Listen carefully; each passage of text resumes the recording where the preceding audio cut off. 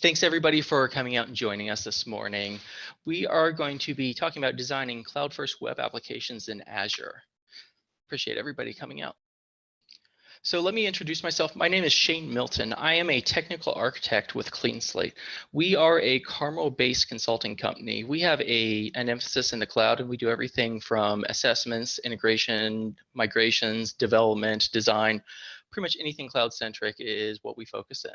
Myself, I have been working with Azure since October of 2008. The day Azure was publicly announced was the day I built and deployed my first Azure-based system. There weren't actually go live licenses for another year plus, but I've been in Azure for the better part of the past decade, and it's been my playground, and I've loved it there. As you can see here, I've got two wonderful motivators in my life, and these two ladies mean everything to me. So where I'm coming from, I've got a lot of cloud history, but first and foremost, I'm a dad and a husband, and those sorts of values are very important to me and what I bring both to my company, my colleagues, as well as my customers and clients.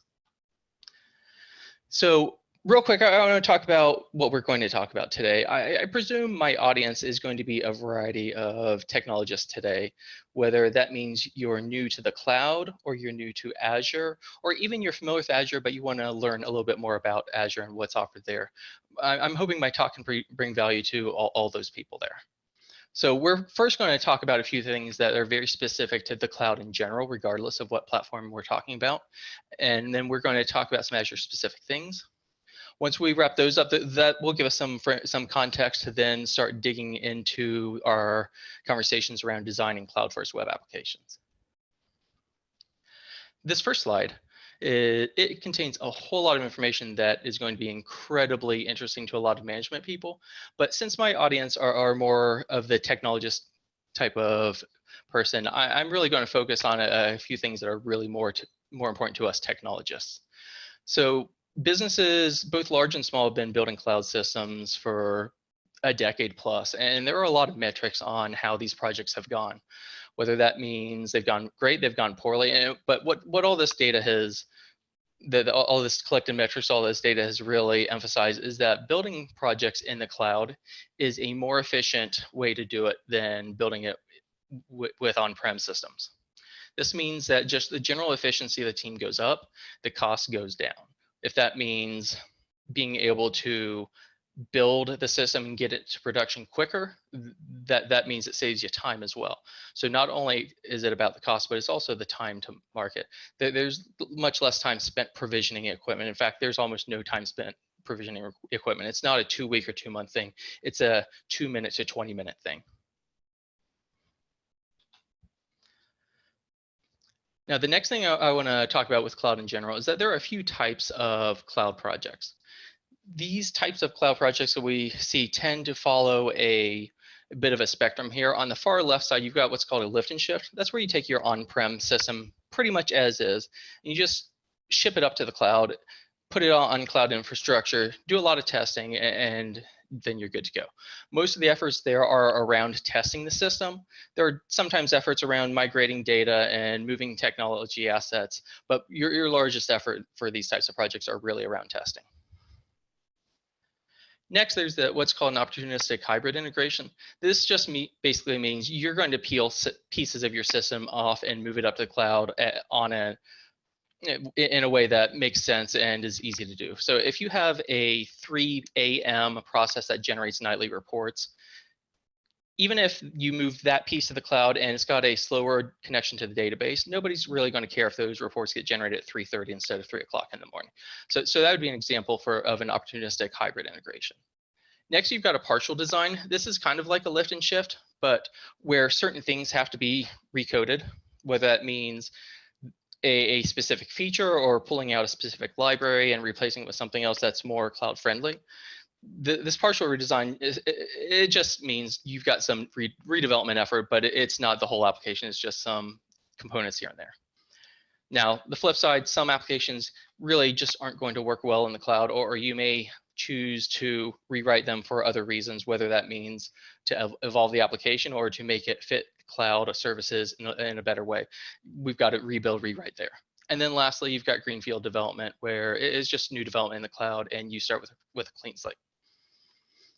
For this presentation, we are going to be focusing on the two far ends of the spectrum. And we'll get into why we're focusing on those ends here in a little bit. Now, the second thing that I want to talk about that's kind of a cloud-specific topic is this term serverless. As you can tell from the title of the slide, serverless is used in different ways. There's little s serverless. That's where it's a general concept. There's a big S serverless. That's where there is a strict definition for what serverless really means. And different people on this, in my audience right now, will have different definitions on what big S serverless means. So that's where we've got the serverless with all the crazy letters. Since you're watching my presentation, you're going to get my opinion. And my opinion is that I use the term serverless to mean a general thing that follows certain principles, and every one of those principles has nuances. The reason I have this opinion is because in reality, there are different definitions for serverless. And if you don't accept that, you're going to be in for a bad day. It's better to understand the general principles that they will all follow, and then to research and understand the nuances of every single one. So those general principles. The first one is that these services are generally built in a way that reflects how heavy you're using them. That means if you're not using the service for a week, you shouldn't really be billed a whole lot for that whole week. If you're pegging that serverless all the time, at least from an 8 to 5 period, then maybe you should be paying a lot for that 8 to 5 usage and then nothing else from 5 p.m. till 8 in the morning the next day. Secondly, the hosting of a serverless service, the emphasis there should be on your application and the value it provides the users. The emphasis should not be on the infrastructure. Most of the infrastructure should be abstracted away. There might be some hooks and triggers for you to manipulate it a little bit, but for the most part, your focus should be on your application and its features and functionality. And then third is scaling. All serverless services should have easy and automatic scaling. Now, some serverless services claim that they have infinite scaling, but that's not something that really is something you want, because with infinite scaling also comes infinite billing. And if you really want to dial this thing up to infinite, well, be ready to write that check for infinite as well. Now, those are all the principles that serverless follows. There is one other thing to talk about though, and it's this thing called a cold start penalty. Most serverless services will have a penalty after they have been idle for a long enough period of time. So if you do have an 8 to 5 usage and nobody's used the application, that first person who logs in the morning and hits it will suffer this cold start penalty. And what that really means behind the scenes is there are servers. You have an application. That application is stored in disk and sometimes stored in memory and initialized. Well, if it's been idle for hours and hours and hours, it's probably no longer in memory, and it probably has to be loaded from disk and reinitialized. So that's the reason there are these cold start penalties. Next, let's talk about, and this is the final cloud generic thing that we're going to talk about. It's this thing called a services spectrum. And this is where we are talking about the range from an on-prem type of service to the various types of cloud services. IaaS, infrastructure as a service, it's a cloud offering where the cloud provider has taken the nuances of all the hardware out of your concerns. You don't have to be worried about hardware going down. There's a team of IT people managing that hardware and maintaining it, but you get to manage the operating system sitting on top of that and everything above that operating system. But that means you have access to anything the operating system can do. For example, you might even be able to rebuild and use custom kernels in Linux, for example. But that also means you need to maintain that operating system. You have to keep it patched. You have to secure it. You have to fix things that break. And all of that is on you. Now, the PaaS column here, the platform as a service, this is actually where I prefer to operate as much as possible. Personally, I don't like managing an operating system, keeping it secure, patching it. That's not what I want to do. I want to build a system. I want to build databases. I want to be able to bring features to my customers. And that's what I want to do. So I would rather pay for a PaaS offering and leverage in whether it's Azure with Microsoft or AWS with Amazon. I would rather leverage their IT specialists where they have teams of people working 40 hours a week whose sole purpose is to keep operating systems secure. I would like to leverage that so I don't have to do that. And then lastly, software as a service. This is really kind of a turnkey solution. I generally want to be building software as a service. I don't generally consume software as a service. I want to build software as a service. Now, how this applies to Azure. So software as a service is the first thing to talk about. It's easy. There's not a whole lot that we really want to consider consuming in Azure that is software as a service. As I said, that's what we want to be building. One notable exception might be Office 365. There are a few products that fall under the Office 365 umbrella, but what we're consuming as technologists generally tend to fall in these other two categories in Azure. That's PaaS, Platform as a Service, and IaaS, Infrastructure as a Service. Now, Azure's roots were really in the PaaS offering, and that's really what hooked me the day that it was announced and the day that I built my first application. Prior to that, I was managing VMware servers and Hyper-V servers in order to have a pseudo IaaS offering, so I didn't have to manage all the nuances of the hardware for the most part, even though I was managing those VMware and Hyper-V servers. But that gave me an IaaS setting to start building systems in. When I hopped into Azure that very first day, that was the first time I was ever introduced to a PaaS offering, and it was just eye-opening. And I realized that I could spend so much more time creating value for my customers and clients that without managing all these other things, even if I had to pay a few bucks here and there for somebody else to do it, it was totally worth it. So that's really what pulled me into the cloud and pulled me into Azure. Now with Azure, the rules of thumb for how things are built they are very well aligned with AWS for those of you who are familiar with AWS. There are certain services and bandwidths that they bill you for, and there are certain services and bandwidths that you kind of get for free. GCP, Google Cloud, it aligns pretty well to this. There are a couple of nuances that are a little bit different, but it's still, this slide could be used almost universally for most cloud platforms. Now, the last thing that I want to talk about with Azure before you really start getting into cloud first web application design is just the sheer variety of services that are offered in Azure.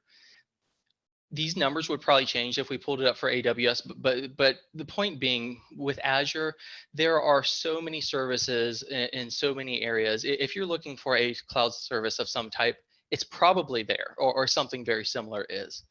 I counted over 200 services available as of about a month ago. I'm not sure if that's changed, but there is a service for almost any need you have.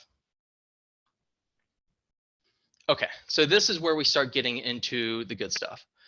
This list is not something I found on the internet anywhere. This is the list of things that I kind of provide to people I'm mentoring as they're getting started in Azure on how to focus and emphasize what they're trying to build and how and why they're trying to do it. So these rules of thumb for cloud first design, it starts with the very first one here, and that is to leverage SaaS and PaaS as much as possible. When you're asked to go build a system, your very first question should be, do I really need to build this, or can I go buy it for cheaper? That's where SaaS comes in. If somebody else has a SaaS offering that does exactly what you need, it is usually cheaper to go buy it than it is for you to build it internally. That may not be the right answer for everybody, but that is a question you should absolutely ask. Otherwise, you should try to build everything on top of PaaS as much as possible and as much as makes sense. There may be some times where you have to drop down to IaaS, but always try to build on PaaS. That will usually be your most stable, most efficient project.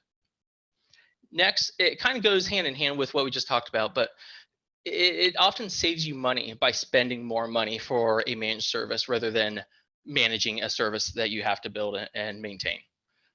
What that means, and this goes back to the use PaaS more than IaaS bullet point, it's that it's often cheaper to pay somebody else who has teams and teams of people dedicated to operating system security, to infrastructure stability, making sure that multiple parallel routes are going to multiple systems. It's better to be able to click those checkbox, pay an extra 10 bucks a month for it, and leverage somebody else's expertise.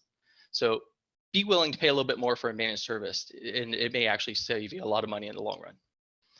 Next, let's talk about scaling. When you build a cloud system, you should plan for it to scale. And every project has different scaling needs, and there are also different scaling questions. When your system goes from 100 to 10,000 users, what does the price scale for that shift in volume? what kind of additional performance does your system need to provide to go from 100 to 10,000 users?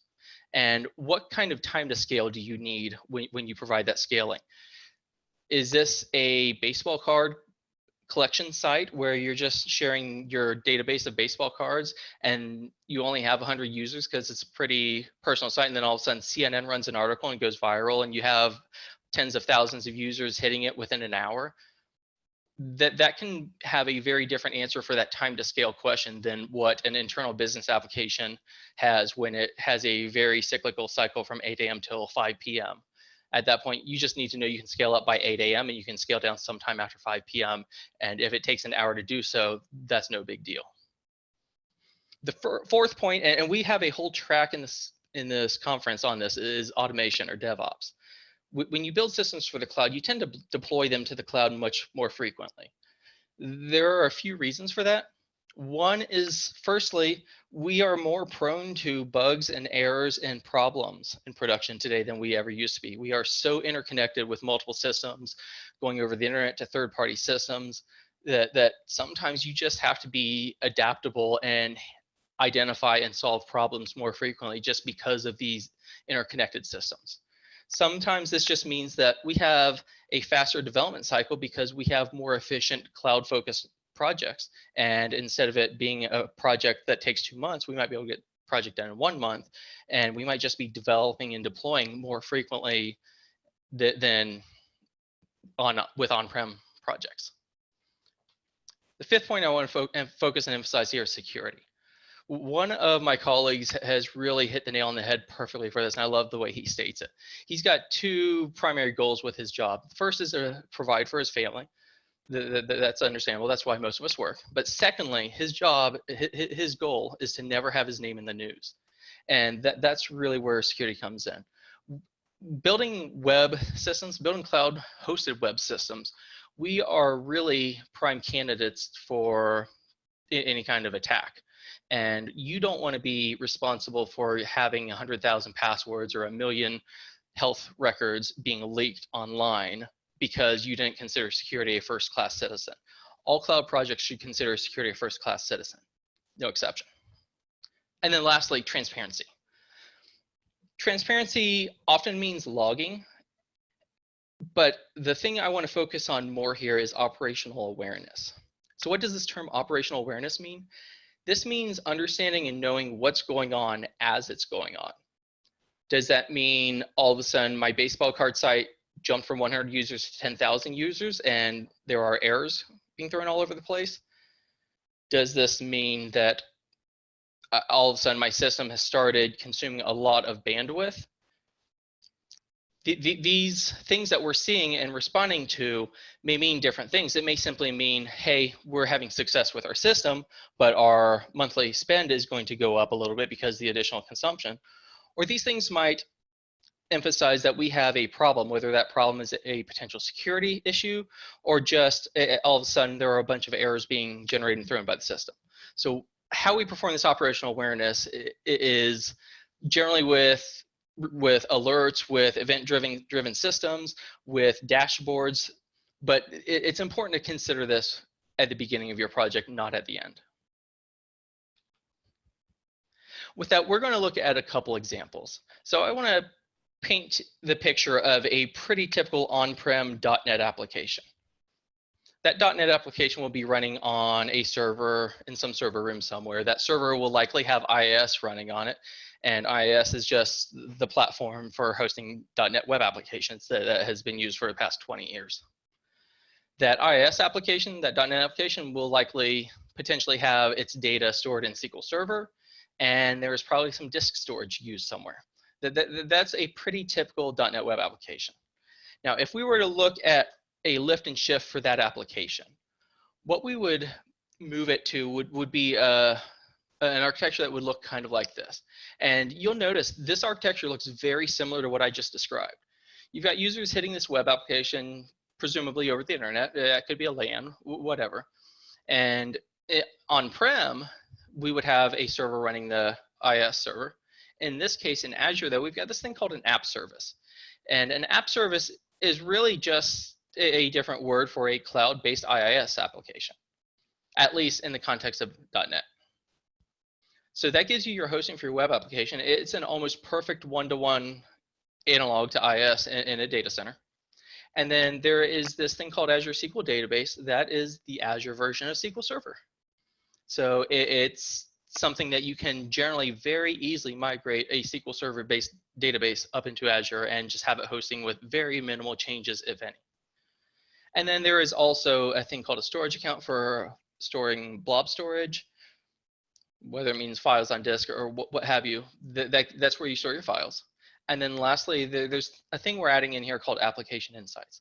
That would be our logging system. And if you're familiar with tools such as Log4net, for example, they have providers that you can drop in there to a point instead of it going to a local disk or a central store.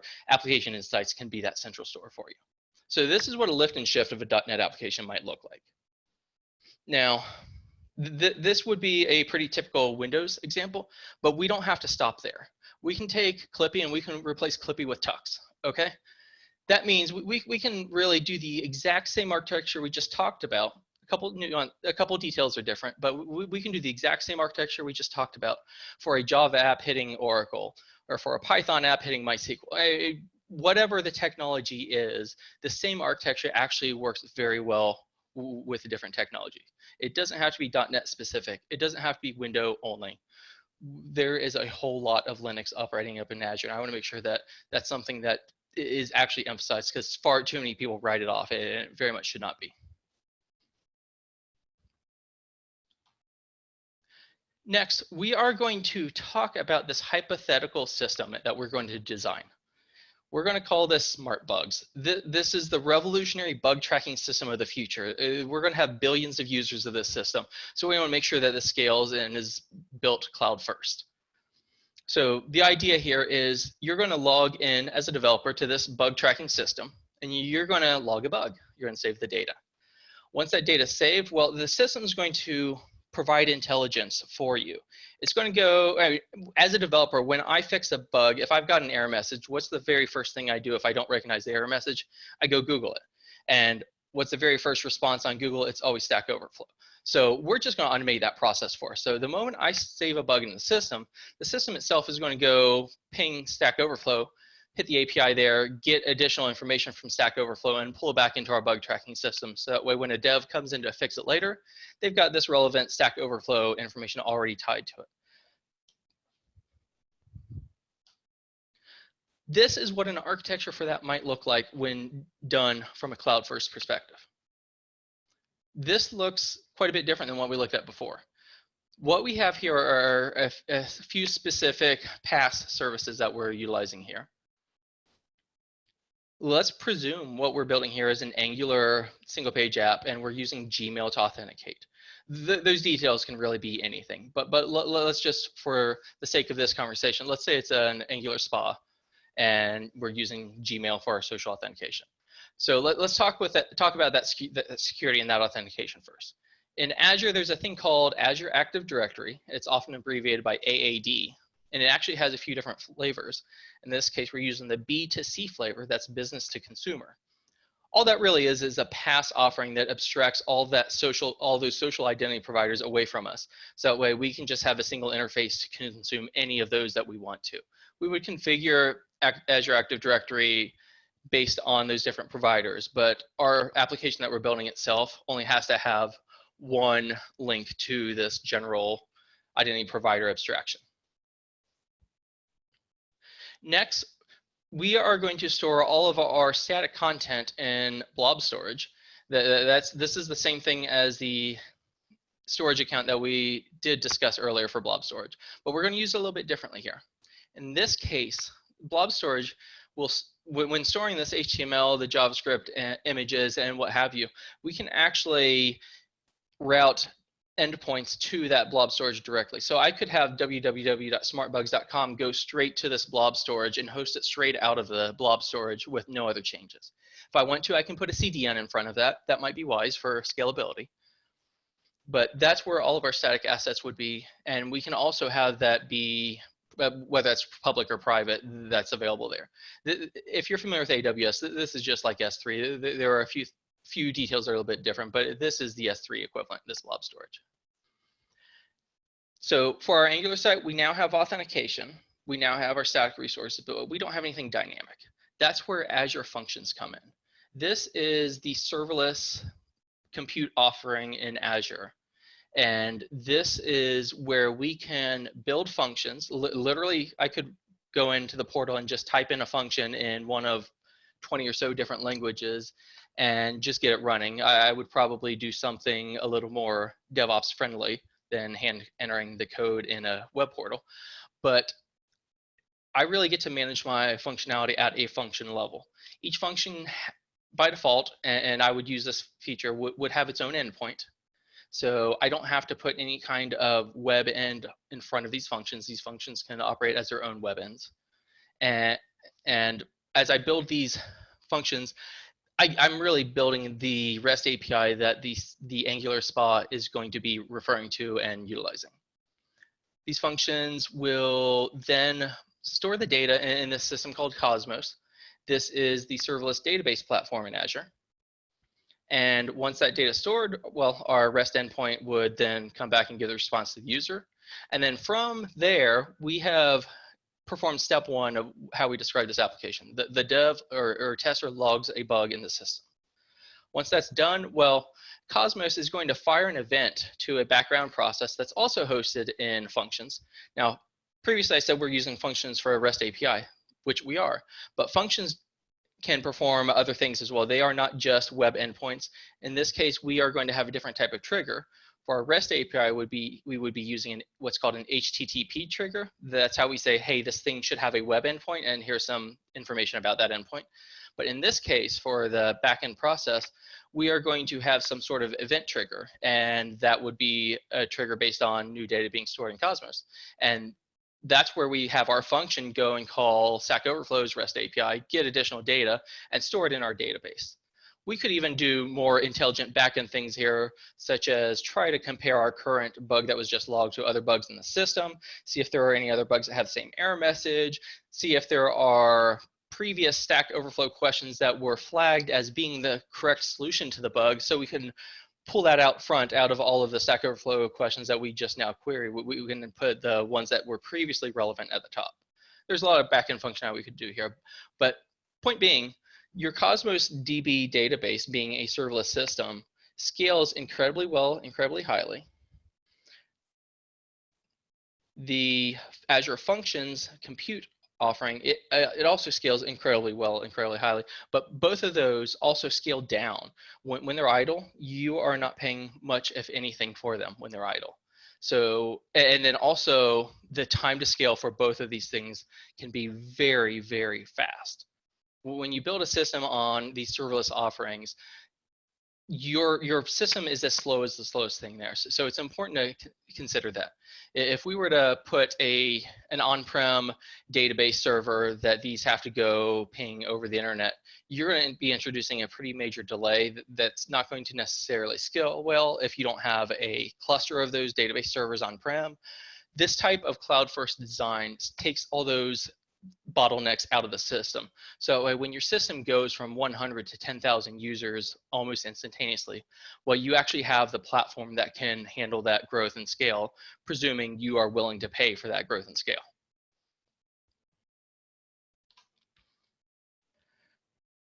Now, one thing I want to say is that one of these things does not look like the other.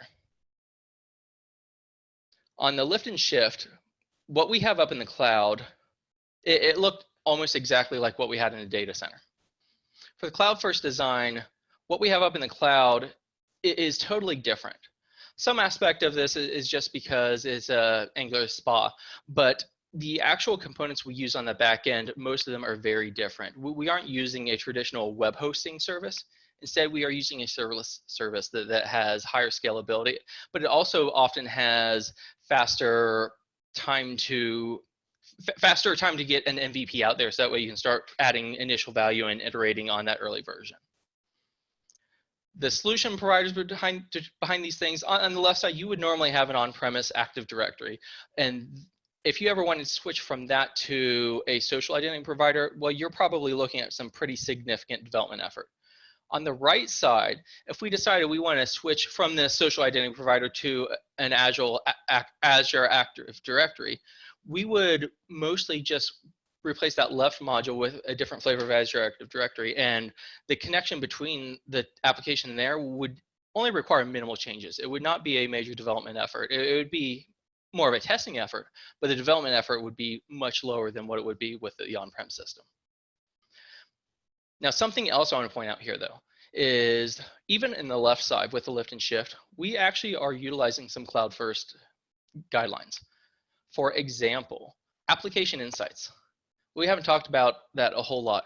That is a system that where you can log to. It can provide metrics for it. It also has a whole bunch of dashboarding and events. You can even query the logs. It's a great place for log aggregation as well as operational awareness. In both cases, even with the lift and shift, you are starting to pull this serverless logging and operational awareness system into the architecture. Azure SQL Database, it is a one-for-one replacement with SQL Server, but it has a few different hosting models, and one of them even has a serverless hosting model if that's what's appropriate for you. It can scale up very, very high. It can scale down very, very low, all the way to free after a period of being idle. You still pay for the storage. You're going to pay for the storage no matter what cloud provider you're with.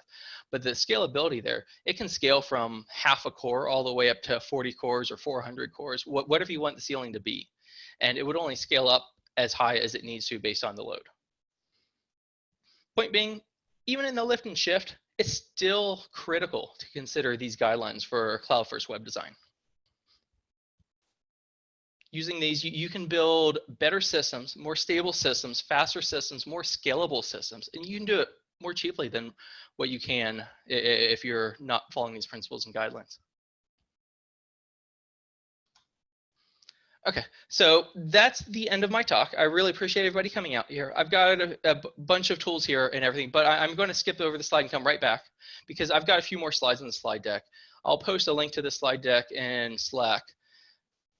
But these other slides are for people who are getting into Azure and want to learn more. This first slide here, if you were going to go spend 2 hours to go read about Azure, go read about these services. I showed you in the previous slide, there's 200 services in Azure. Start with these. If you're ready to go from there, well, have an idea of where you want to go. And here are some next services to kind of look at. These are compute services to start looking into. If you really want to jump in the Docker world, these are the services to look into. If you have questions around databases, data stores, data lakes, caching, start with these services. If you really want to start into application security, well, these are the services you want to look into. And here are a couple of the Azure Active Directory flavors. We use B2C, business to consumer. Well, there's also B2B, which means that's business to business. That's where you farm your authentication out to a partner's identity provider and let them manage their own users, whether that's a SAML endpoint or whatever that endpoint is. Next, if you're really into analytics and big data, these are some services to look into. There are some machine learning and AI services out there. And then lastly, that's not the end. There's just so much more out there. The one thing from this slide I want to point out are the penguins. There are so many Linux deployments and Linux services in Azure. Do not underestimate how friendly it is to Linux developers, Linux users. It's not the Windows world that a lot of people expect. And then lastly, this slide, when you're ready to go out and learn more in the space, here's kind of a step 1, 2, 3 of what I'd recommend. First of all, there are some tools called Visual Studio Dev Essentials. You get some free tooling there, free Visual Studio, and you also get a lot of free services in Azure. I want to say it's 6 months or a whole year of certain amount of free services in Azure. Definitely start there. And then once you get that set up, you're going to go to the Azure portal to start doing things. And if you have any questions around this or anything else, hit us up in Slack. If you're not already joined to our channel, there's a Slack channel called sponsor-clean slate. You can just search for clean and you'll find us. At the bottom of the slide, I've got a short code link that'll redirect you to GitHub where I've got these slides posted. And like I said, I'll post this in Slack momentarily. And feel free to reach out to me if you need anything at all. Happy to help in any way I can. And lastly, Clean Slate would like to thank you for joining us. We are offering for people who are interested a drawing for a couple services that we want to offer to you and your companies. One is an assessment with a tool called Cloud Checker. This is something that actually works in Azure, AWS, and some other areas, and we've actually had great success with this in the past. And second is just a planning workshop that we offer that's designed to help you build strategy, get most out of your cloud investment. Join us if you like, but thank you very much. Have a wonderful day.